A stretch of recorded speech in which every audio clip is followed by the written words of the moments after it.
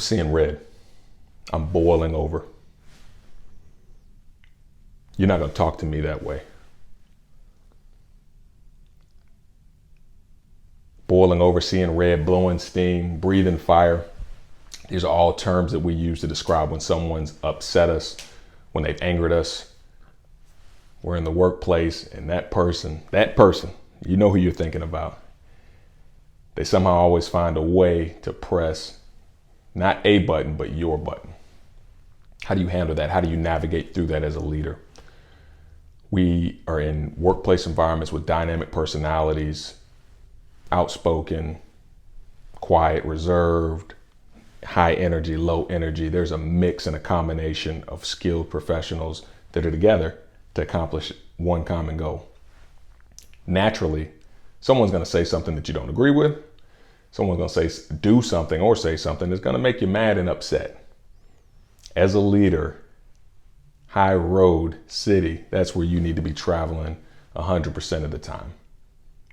We're not permitted to stoke the fire, nor should you want to. That creates an environment of division, chaos, calamity, confusion, and you lose credibility as a leader. So what do? Seems like now the fuse is getting shorter and shorter. We've all been out in traffic, that light turns green, and now you got people honking out in 0.2 seconds or giving you a one finger salute. How do we navigate through these emotions that naturally flare within the workplace? How can we help with these situations and even coach our teams to help navigate and deal with these situations when they happen? Because they will. Here's 3 things you need to do. You need to follow as a leader. 1, you need to remove yourself from the situation. This is when you have time to simmer down. Both parties have the opportunity to simmer down and not make any emotional decisions or take any emotional action. So that's one of the most important things you can do. Re-engaging in the moment, that's almost 100%. That's going to be failure. That's going to lead to some wrong decisions, wrong actions real fast. I had a nurse at a facility where I was at. She had some back and forth words with the CNA. Look at the whole situation for what it is. My decision, both parties were written up. It's happened in front of residents. It disturbed mealtime. It was bad. She said, Efren, you try to run this place like it's a 5-star hotel, which was the loveliest insult that I'd ever received in my life. But why are you going to discipline me? I'm the nurse. Why are you punishing me for what I did? Well, in those heat of the moment situations with tempers flaring, it takes 2 to tango. In a positional leadership situation, you're held to a higher standard. So both were dealt with equally in that matter. Removing yourself from the situation saves you from saying something unprofessional, from re-engaging, retaliating, or sitting there thinking, hey, and another thing. Okay, so you got to remove yourself from the situation. Second is reflecting. Here, it's time to be honest with yourself.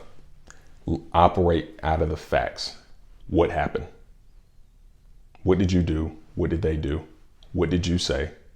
What did they say? Not what you think happened, not what you perceive to happen. What happened?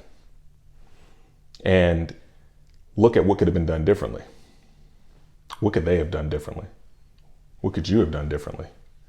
And if the answer is, hey, look, I couldn't have done anything. If that's your answer, then I highly encourage you to do some more reflecting. Because there's always something that we could have done differently. Looking at tone, looking at how it was delivered. A lot of times, really 9 times out of 10, when we have these flare-ups, there's breakdown in communication or the way and the method and timing in which something was communicated.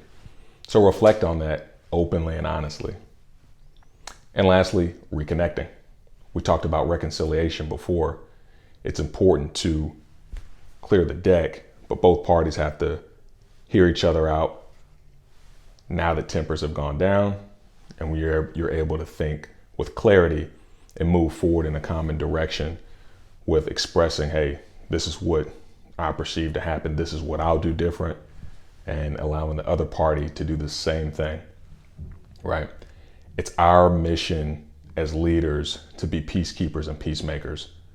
We're not privy to stoke the fire, nor should this be encouraged, because that's going to trickle down throughout the whole team, your organization and operation, and even within your personal life. If you're stoking the fire when there's disagreements and altercations, it's not going to end well. It's not healthy.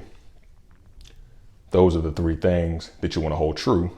When those tempers pop, they flare, you're breathing fire, use those tools to take a potentially hot and situation that's boiling over and out of control, to have cool, calm, collected minds, kind of like getting a handful of those Olive Garden mints and going from breathing fire to breathing cool, calm, and collected. This is how you want to handle these situations, and this is what you want to happen in your workplace. So share those tools with your team, share them, make sure you apply them and implement them for yourself. And it's going to be effective ways that you can keep people from seeing red, helping diffuse those situations and de-escalate when it happens and when it occurs within your workplace and your environment. All right. Thank you for tuning in this week. I appreciate you.